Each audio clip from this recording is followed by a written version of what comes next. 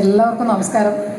വേദിയിലിരിക്കുന്ന ബഹുമാനപ്പെട്ട അധ്യക്ഷൻ, പ്രിയപ്പെട്ട ബഹുമാനപ്പെട്ട എൻ്റെ സീനിയർ ഉദ്യോഗസ്ഥൻ ആസാസ്, പ്രിയപ്പെട്ട MLA, പ്രിയപ്പെട്ട അജിത് സർ, നവാസ്, ബാക്കി വേദിയിലിരിക്കുന്ന എല്ലാവരെയും പേരെടുത്ത് പറയുന്നില്ല.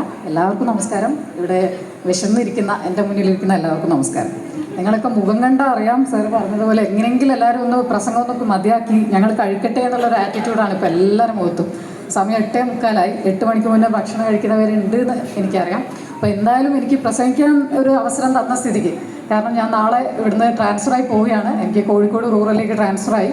അപ്പം കഴിഞ്ഞ 1-2 ആഴ്ചയായിട്ട് ഞാനിങ്ങനെ ട്രാൻസ്ഫർ ഒപ്പിടാൻ മേലധികാരികൾ ആരും ഒപ്പിട്ട് തരാത്തത് കൊണ്ട് മാത്രം ഇങ്ങനെ 2 ആഴ്ച തള്ളി നീക്കുന്നതിനിടയിൽ എനിക്ക് ഈ ഒരു മൊമെൻറ്റോ വാങ്ങാൻ ഇവിടെ നിങ്ങളെയൊക്കെ കാണാനുള്ള ഒരു അവസരം കിട്ടി എന്നുള്ളത് ഭയങ്കര സന്തോഷമുണ്ട്. സാധുവായി എന്താ ഭയങ്കര സന്തോഷം തോന്നുന്നുണ്ട്. കാരണം ഇന്ന് എൻ്റെ സെൻഡ് ഓഫും കൂടെ കഴിഞ്ഞിരുന്നു തലശ്ശേരി സ്റ്റേഷനിൽ.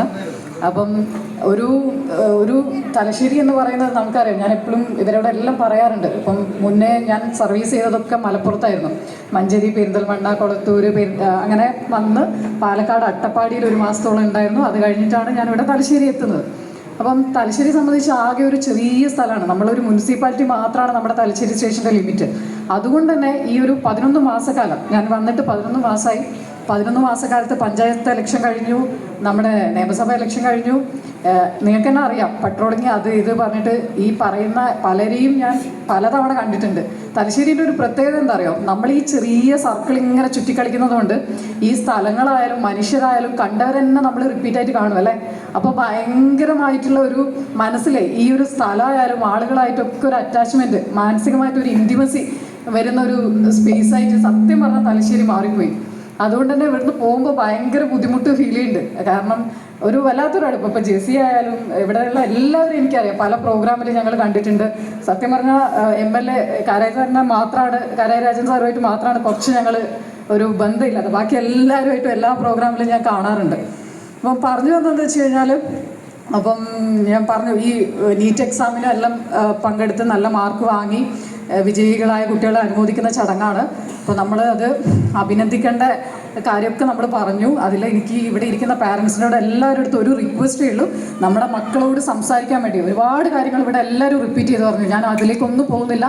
ഞാൻ ഒരുപാട് സംസാരിക്കുന്ന കൂട്ടത്തിലാണ്. ഇപ്പോൾ അതിനുള്ള സമയമില്ലാത്തതുകൊണ്ട് വളരെ ചുരുക്കി 1-2 കാര്യങ്ങൾ എനിക്ക് റിക്വസ്റ്റായിട്ട് പറയാനുള്ളത് എന്താണെന്ന് വെച്ച് കഴിഞ്ഞാൽ, നമ്മൾ കുട്ടികളെടുത്ത് സംസാരിക്കുന്ന സമയം വീട്ടിൽ അമ്മയായാലും അച്ഛനായാലും ഒരുമിച്ചിരുന്ന് മക്കളോട് സംസാരിക്കുന്ന സമയം ഇപ്പോൾ ഒരു വീട്ടിലും കാണാറില്ല. നിങ്ങളെല്ലാം നിങ്ങളുടെ കയ്യിലുള്ള 5-5 സ്ക്രീനിലേക്ക് ചുരുങ്ങിപ്പോയി എന്നുള്ളതാണ് വാസ്തവം. രാവിലെ തൊട്ട് വൈകുന്നേരം രാത്രി വരെ ഒരു ഗുഡ് നൈറ്റ് മെസ്സേജ് അയക്കുന്ന, തൊട്ടപ്പുറത്ത് മുറിയിലിരിക്കുന്ന മോക്ക് ഗുഡ് നൈറ്റ് അയക്കുന്ന പേരൻസിനെ എനിക്കറിയാം. അപ്പോൾ ഇങ്ങനെ ഇത്രയും ചുരുങ്ങിപ്പോവാതെ നിങ്ങൾ രാത്രി എപ്പോഴും ഒന്ന് ആലോചിക്കുക. ഞാൻ എൻ്റെ മക്കളോട് ഇന്ന് എത്ര സമയം സംസാരിച്ചു എന്നുള്ളത് ഒന്ന് ആലോചിക്കുക. എല്ലാവരും ഇവിടെ ഇരിക്കുന്ന എല്ലാവരോടും ഞാൻ പറയണേ. കാരണം സാറിന് പറഞ്ഞിട്ടുണ്ട്, കുട്ടികളുമായിട്ടുള്ള സമ്പർക്കത്തിലൂടെ മാത്രമാണ് നമ്മുടെ മക്കൾ എങ്ങോട്ട് പോകുന്നു, എവിടെ എന്ത് ചെയ്യുന്നു എന്നുള്ള കാര്യത്തിൽ നമുക്കൊരു ബോധം ഉണ്ടാവുള്ളൂ. അതിന് ഏറ്റവും വലിയ എക്സാമ്പിൾ ഞാൻ പറഞ്ഞുതരാം. ഞങ്ങൾ പട്രോളിങ്ങിന് നൈറ്റ് ഡ്യൂട്ടി ഉള്ള സമയത്ത്, നൈറ്റ് മിക്കവാറും ഞങ്ങൾ എന്തായാലും ഈ ആഴ്ചയിൽ ഒരിക്കലും നൈറ്റ് ഡ്യൂട്ടി വരും. നൈറ്റ് ഡ്യൂട്ടി വരുന്ന സമയത്ത് ഞാൻ നമ്മളെ ചായ കുടിക്കാനും ടർഫിലൊക്കെ ആയിട്ട് കുട്ടികളൊക്കെ കാണുമല്ലോ. ചെറിയ പ്രായത്തിലെ കുട്ടികളായിരിക്കും ഈ നമ്മുടെ ചുറ്റും ഉണ്ടാവുക. അപ്പോൾ സ്വാഭാവികമായിട്ട് ഒരു ദിവസം വളരെ ചെറിയ 10ാം ക്ലാസ്സിൽ പഠിക്കുന്ന 2 പിള്ളേരെ നമ്മൾ അവിടെ നിന്ന് കണ്ടപ്പോൾ ഞാൻ ചോദിച്ചു, നിങ്ങൾ വീട്ടിൽ പറഞ്ഞിട്ടാണോ വരുന്നതെന്ന് ചോദിച്ചു. അപ്പോൾ വേണം അങ്ങനെയാണ് ഇങ്ങനെയാണ് ഞങ്ങൾ ടർഫിൽ വന്നതാണെന്നൊക്കെ പറഞ്ഞു. ശരി എന്ന് പറഞ്ഞു. ഞാൻ വീട്ടിലെ പാരൻസിൻ്റെ നമ്പർ എടുക്കുമെന്ന് പറഞ്ഞു. നോക്കുമ്പോൾ ഉമ്മ ഗൾഫിലാണ്, ഇവൻ ഉമ്മാമ്മേൻ്റെ അടുത്താണ്. അപ്പോൾ ഞാൻ ഉമ്മാമ്മേൻ്റെ നമ്പർ താന്ന് പറഞ്ഞു. വിട്ട് അങ്ങനെ ഉമ്മാമനെ വിളിച്ചു. ഉമ്മാമനോട് ചോദിച്ചു, മോനെ ഇവിടെ ഉമ്മാമെന്ന് വെച്ചു. ഇവർ പേടിച്ചു കേട്ടോ. അപ്പോൾ ഞാൻ വളരെ നല്ലോണം ചോദിച്ചു. അപ്പോൾ എന്നോട് പറയാം, ഓനപ്പുറത്തെ റൂമിലുണ്ട്. ഞാൻ പറഞ്ഞു, നിങ്ങളൊന്ന് പോയി നോക്കുമോ എന്ന് ചോദിച്ചു. അപ്പം നോക്കുമ്പോൾ, അയ്യോ എൻ്റെ ഉമ്മ എൻ്റെ മോനയുടെ. ഞാൻ പറഞ്ഞു, മോൻ പേടിക്കേണ്ട, മോനയുടെ ഉണ്ട്, സുഖമായിട്ട് നിൽക്കുന്നുണ്ട് പറഞ്ഞു. ഇതാണ് ഇപ്പോഴത്തെ അവസ്ഥ. അപ്പം നിങ്ങൾ ആലോചിക്കേണ്ടത്, രാത്രി നിങ്ങളെല്ലാം കിടന്നുറങ്ങുമ്പോൾ അപ്പുറത്തെ റൂമിൽ മക്കളുണ്ടോ എന്നുള്ളതൊന്ന് ആലോചിക്കുക, ഒന്ന് ഉറപ്പ് വരുത്തുക. ഇപ്പം പറഞ്ഞു വരുന്നത് ഇത് തമാശയല്ല, ഞാൻ വളരെ കാര്യം പറഞ്ഞ. ഇത് ഈ പബ്ലിക് സ്പേസിലിരുന്ന് ഇവർ പുകവലിക്കുന്നുണ്ട്, ബിയർ കുടിക്കുന്നുണ്ട്. അപ്പോൾ ഇതൊക്കെ നമ്മൾ കുട്ടികളെ എന്താണെന്നല്ല, നമ്മൾ വീട്ടിലുള്ള നിങ്ങളെ ഒരു സമ്പർക്കത്തിൻ്റെ കുഴപ്പമായിട്ട് എനിക്ക് ഫീൽ ചെയ്യാറുണ്ട് പലപ്പോഴും. പിന്നെ ഞാൻ എപ്പോഴും പറയുന്ന ഒരു കാര്യമാണ്, സ്കൂളിൽ വിട്ട് വരുന്ന മക്കളുടെ ബാഗ് പരിശോധിക്കുന്ന കാര്യമൊക്കെ. നിങ്ങൾ അവരെ ഇൻസൾട്ട് ചെയ്യാൻ വേണ്ടിയിട്ടല്ല ഞാൻ പറയുന്നത്. എന്തായാലും നിങ്ങൾ അവരുടെ കുട്ടികളുടെ പാരൻസിൻ്റെ അടുത്തൊക്കെ ഒന്ന് മീൻസ് ടീച്ചേഴ്സിൻ്റെ അടുത്തൊക്കെ മാസത്തിൽ ഒരിക്കലെങ്കിലും നിങ്ങൾ ടീച്ചറെ ഒന്ന് വിളിക്കുക. കുട്ടികൾ കൃത്യസമയത്ത് സ്കൂളിൽ വരുന്നുണ്ടോ പോകുന്നുണ്ടോ ട്യൂഷന് പോകുന്നുണ്ടെങ്കിൽ ട്യൂഷൻ ക്ലാസ്സിൽ എത്തുന്നുണ്ടോ ഇല്ലയോ എന്നുള്ള കാര്യമൊക്കെ ഒന്ന് നോക്കുക.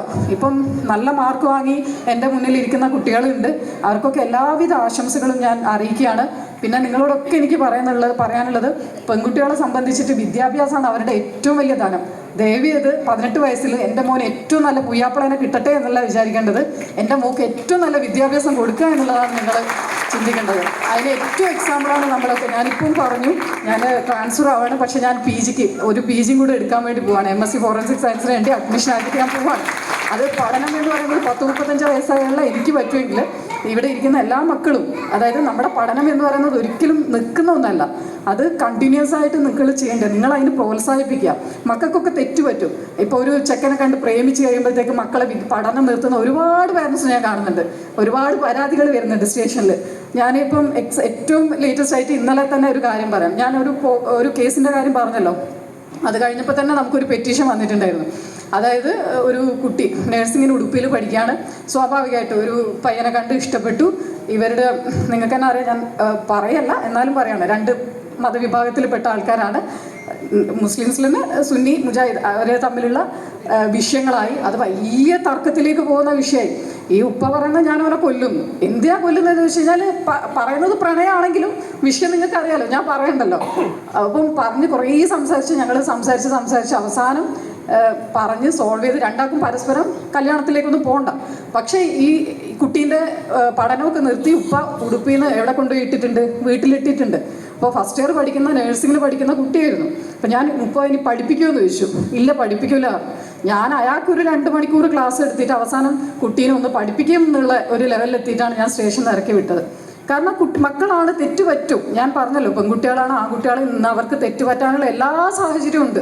ഈ നമ്മൾ പറയുന്നത് നമ്മൾ മുന്നിലുള്ള ഫോണിൽ എല്ലാ സാഹചര്യങ്ങളും ഉണ്ട്. പക്ഷെ അവിടെ തിരുത്തുന്നിടത്താണ് നമ്മളെ ഒരു പാരൻസ് എന്നുള്ള ആൾക്കാരുടെ ഒരു വിജയം.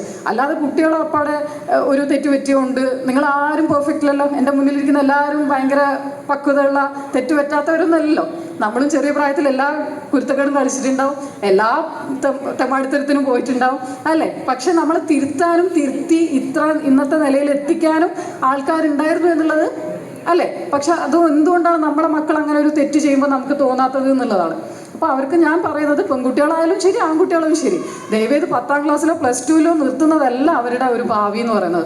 അറ്റ്ലീസ്റ്റ് ഇന്നത്തെ കാലത്ത് ഒരു ഡിഗ്രി ഒന്നും ഇല്ലാതെ ഒന്നും നേടാനാവില്ല. നിങ്ങൾക്ക് തന്നെ അറിയാം, ഇപ്പോൾ ഗൾഫിലുള്ള ഇഷ്ടംപോലെ ആൾക്കാരുണ്ടാവും. MTechഉം BTechഉം ഇനിയിപ്പം അതിനപ്പുറത്തേക്ക് ഡോക്ടർ തന്നെ ആയാലും അറിയാം. ഒരു MD ചെയ്തിട്ട് പോലും ഒരു ജോലി സാധ്യതയില്ലാത്ത ഒരു നാട്ടിൽ നമ്മൾ എന്ത് ചെയ്യണം? ഒരു മിനിമം വിദ്യാഭ്യാസം കൊടുക്കാനുള്ള ഒരു വിവേകം നമ്മുടെ എല്ലാവർക്കും ഉണ്ടാവണം. മക്കളൊക്കെ പഠിപ്പിക്കുക. എനിക്കത് മാത്രമേ നിങ്ങളോട് പറയാനുള്ളൂ. ഒരു പെണ്ണ് എന്നുള്ള രീതിയിൽ, ഒരു സ്ത്രീ എന്നുള്ള രീതിയിൽ ഞാൻ നിങ്ങളോട് പറയട്ടെ, എനിക്ക് കിട്ടുന്ന സാമ്പത്തിക സ്വാതന്ത്ര്യം അല്ലെങ്കിൽ എനിക്കുള്ള ഒരു നിങ്ങളെ അഭിസംബോധന ചെയ്യാനും നിങ്ങളുടെ മുന്നിൽ ഇത്രയും കോൺഫിഡൻറ്റോടെ നിൽക്കാനുള്ള ഏക ധൈര്യം എന്ന് പറയുന്നത് ഞാൻ ആർജിച്ച വിദ്യാഭ്യാസവും ഞാനിപ്പം ജോലി ചെയ്യുന്നതിലെ എൻ്റെ ഒരു കോൺഫിഡൻസുമാണ്. അത് എല്ലാ പെൺകുട്ടികൾക്കും ഉണ്ടാകുന്ന കാലത്ത് മാത്രമേ ഈ ഒരു സമത്വം, നമ്മൾ ഈ പറയുന്ന ഫെമിനിസം ഒന്നുമല്ല ഞാൻ പറയുന്നത്, എല്ലാ രീതിയിലും നമുക്ക് ഉയർന്നു വരാനും എല്ലാം മുന്നോട്ടേക്ക് കൊണ്ടുപോകാനും നമുക്ക് കഴിയുള്ളൂ. അപ്പം ഞാൻ ദീർഘിപ്പിക്കുന്നില്ല, ഒരുപാട് കാര്യങ്ങൾ സംസാരിക്കണം എന്നുണ്ടായിരുന്നു.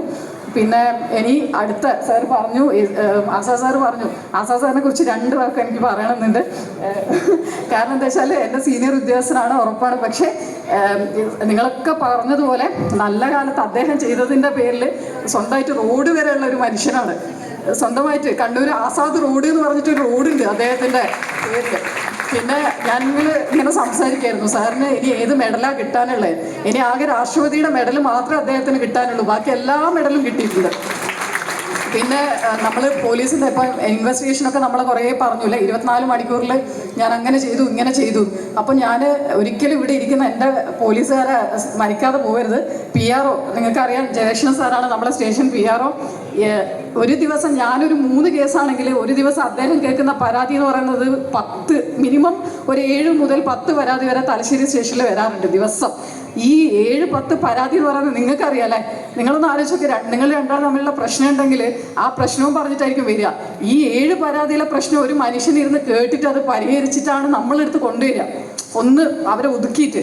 അപ്പോൾ അദ്ദേഹത്തിൻ്റെ ഒരു ക്ഷമ എന്ന് പറയുന്നത് നമുക്ക് എന്താ പറയുക, ആലോചിക്കാൻ പോലും പറ്റില്ല. പിന്നെ രാജീവൻ സാറായിക്കോട്ടെ, രാജീവൻ സാറൊക്കെ എന്ന് പറഞ്ഞാൽ ഞങ്ങളെ സ്റ്റേഷനിലെ കേസ് എഴുതുന്നതിൻ്റെ എക്സ്പേർട്ടാണ്. അപ്പോൾ അദ്ദേഹത്തിൽ നിന്നാണ് നമ്മളൊക്കെ ഓരോന്ന് കാര്യങ്ങൾ ചോദിച്ച് പഠിക്കുന്നത്, എങ്ങനെയാ എന്താ എന്നുള്ള കാര്യങ്ങളൊക്കെ. ബാക്കിൽ റഫീഖ് ഇരിക്കുന്നുണ്ട്. റഫീഖിൻ്റെ അടുത്തൊക്കെ ചോദിച്ചറിയാം. ഞങ്ങൾ രണ്ടുമാണ് അന്ന് പ്രതിനെ പിടിക്കാൻ പോയത് കേട്ടോ, നാദാപുരത്ത്. 4-5 പേരുണ്ടായിരുന്നു, അതിലൊന്ന് റഫീഖ് സാറാണ്.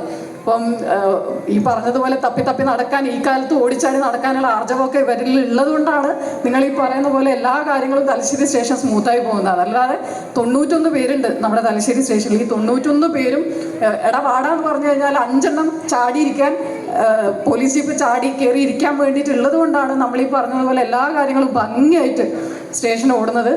തിന്നാണ്ടും കുടിക്കാണ്ടും എന്നെ പോലെ തന്നെയുള്ള എല്ലാ പോലീസുകാരും ഇടുന്ന ഒരു അധ്വാനം, അത് എനിക്ക് ഈ അവസരത്തിൽ വിസ്മരിക്കാൻ പറ്റില്ല. അതുകൊണ്ട് അവർക്ക് എല്ലാവർക്കും നന്ദി പറയുന്നു. പിന്നെ നിങ്ങൾ ഈ തന്ന സ്നേഹത്തിനും എല്ലാത്തിനും എല്ലാ രീതിയിലും കൃതജ്ഞത ഏർപ്പിച്ചുകൊണ്ട് സാർ പറഞ്ഞതുപോലെ അടുത്ത ഒരു CI ആയിട്ടോ ACP ഒക്കെ ആവുമ്പോൾ തിരിച്ച് തലശ്ശേരിക്ക് തന്നെ വരാം എന്നുള്ളൊരു പ്രതീക്ഷയിൽ എല്ലാവർക്കും നന്ദി, നമസ്കാരം.